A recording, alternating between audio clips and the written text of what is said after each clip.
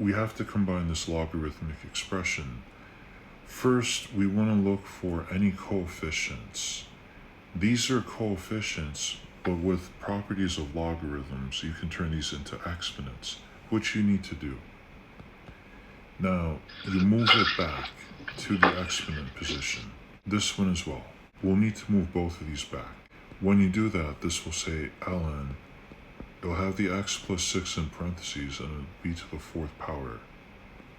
This one will say ln. It'll have the x raised to the 7th power.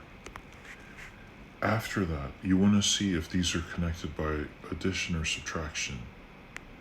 They're two separate log terms, and they're being connected by subtraction. Since it's the exact same sort of log function, the exact same kind, you can just write the ln one time. The subtraction sign here, you can represent that with a fraction to represent the division that it corresponds to. Now, an easy way to remember this, or one way to remember it is, whatever is here, this one is positive. We don't see a subtraction sign or a minus sign in front of it, so it's automatically positive.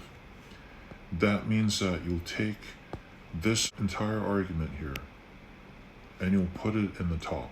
Anything that comes from a positive term will go on the top. So we have x+6 to the 4th power on the top. This argument, it's from the term that's being subtracted. Or you could think about it as this is the negative term. So if it came from a negative term, then this argument will go on the bottom. And that's as far as this one will go. You could either leave it like that, or you could put it in brackets, or another set of parentheses if you want. But this is as far as you will have to condense it. Okay, perfect.